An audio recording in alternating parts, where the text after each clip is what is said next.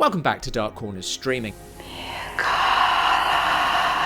One of these days, when time and funding allow, we are going to do a special about Hammer's Karnstein films. Until then, the first of that trilogy is streaming on Prime. In some ways, The Vampire Lovers represents the beginning of the end for Hammer. They had lost their funding and distribution deals and were now forced to scrounge about on a film-by-film basis. They needed a hit, and a film based on Sheridan Le Fanu's Carmilla, a dreamlike vampire story that preceded Bram Stoker's Dracula by 25 years, had obvious potential. A woman. A very beautiful woman. A female vampire was especially appealing because the age limit for the X certificate in the UK was about to rise from 16 to 18, allowing a greater amount of nudity and adult themes.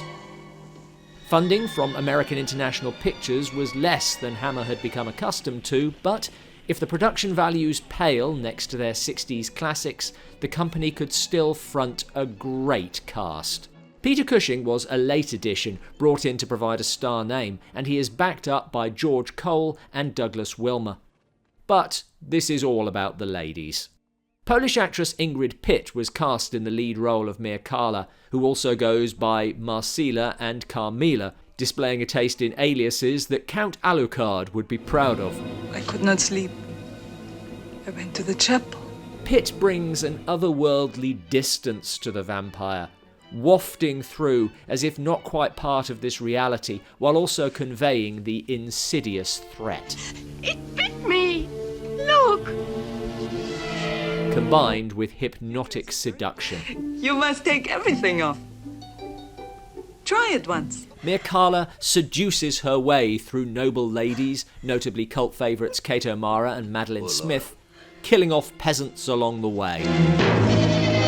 Much has been made of the lesbian vampire, not least by Hammer. And I feel its fur in my mouth. Though it's worth noting that she seduces men too. And the best decision the film makes is to focus the story on one victim, Smith's Emma Morton. Don't you wish some handsome young man would come into your life?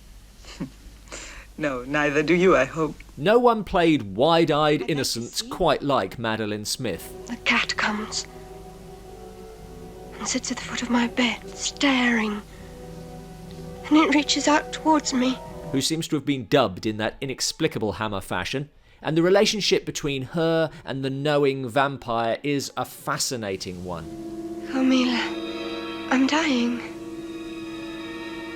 Yes. She is being slowly killed, yet there seems no doubt that Michaela is also in love with her. You're coming with me. To my home. It's a plotline that saves the film from being pure exploitation. And it is exploitation, the start of that sad decline in Hammer, desperately groping for an audience by appealing to the lowest common denominator and the lowest possible neckline. But, as is often the case with Hammer, there is more.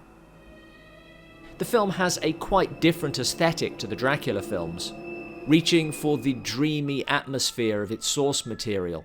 We may be making exploitation, but it will look good. We are still Hammer.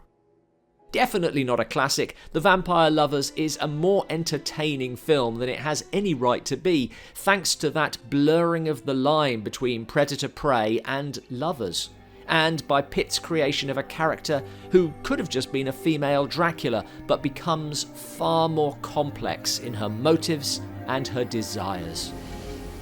Perhaps. Thanks for watching. If you'd like to see a proper Dark Corners special on the Karnstein trilogy, then please support us on Patreon. Every little bit helps. What's your favourite of this trilogy, and how do you rank it in Hammer's back catalogue? Let us know in the comments below.